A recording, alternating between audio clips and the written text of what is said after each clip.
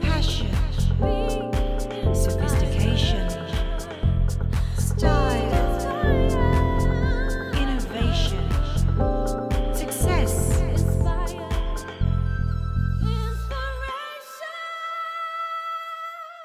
Hi, my name's Katrina Doherty, and welcome to Inspiration, celebrating women in business and the arts. On today's show, we chat with comedian and actress Francesca Martinez. We meet celebrity violinist Sally Cooper. Lisa Crothers shares some decorating tips, and we discover burlesque and the art of tease. Enjoy the show. Today on Inspiration, we're chatting with international comic, writer and actress Francesca Martinez. Thank you so much for joining us, Francesca. Thank you. So how did you get into writing, comedy and acting? Well, I was always one of those kids who knew they wanted to be an actress right away. So my father, Alex, who's a writer, said to me, why don't I write you a film script? And I said, if you want.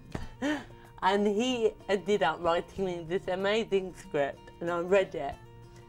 But I loved it, but the thing was, he made my character a stand-up comedian. I said to him, this is amazing, I love it, but, hello, are you crazy? I could never be a comedian, it's so scary. And he said, oh, I think you'd be really good. What did Dad know? So I went with Robert De Niro and I joined a comedy workshop in London. So, by the 7th week, I somehow got the confidence up to perform a short routine very badly, I must admit. But amazingly, people laughed. And I had that kind of movie moment when I went, wow, this is amazing. This is what I'm meant to do. And I went home to my parents and I said, forget the film, I want to do this for real.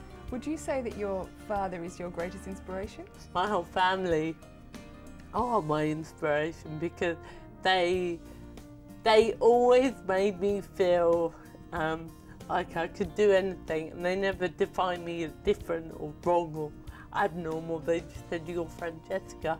And so they really infused me with a deep sense of confidence. So when times were rocky at school, I always had them, and they were my rock. So I do owe everything I've achieved to them, because without them, I wouldn't be the person I am today. Do you come across any prejudice or any people treating you differently? Yeah, I'd say the biggest area for me with prejudice is television in Britain. Even though I've been going 12 years and had success in my life, but they're still very reluctant to book me as a stand-up or on panel shows. They say that they're scared I'll make the audience nervous.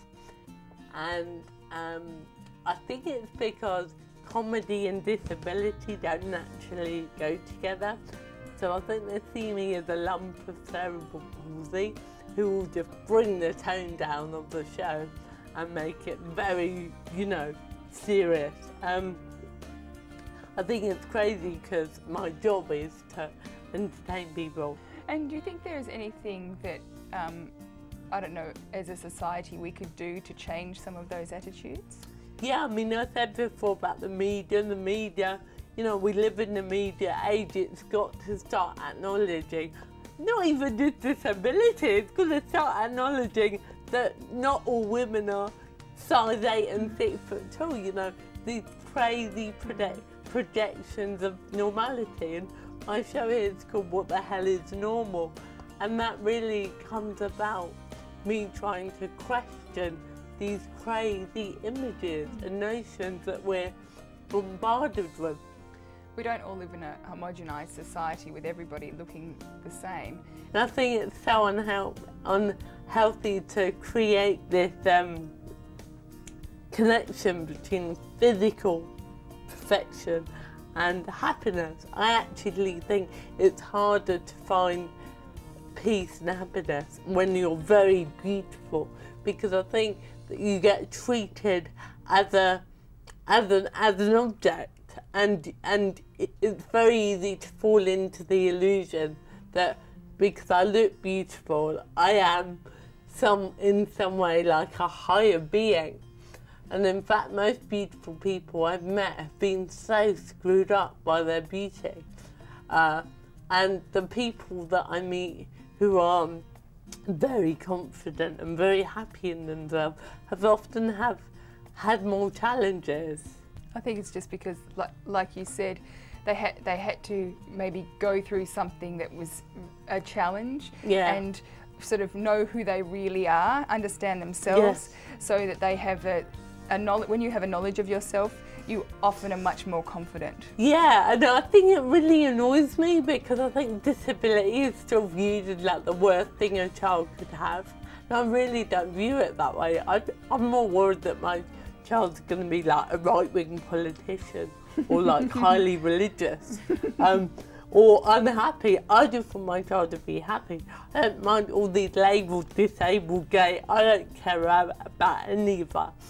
I think I'm happy because of my family unit and what they gave me. And I feel a lot more sorry for people who didn't have that, because I think that's where true disabilities come from. I think they come from when kids don't get the love they need. And I think that's far harder to overcome than being a bit wobbly. Thank you so much for joining us. That was truly inspiring. Cool. Thank you. And until next time, be inspired. In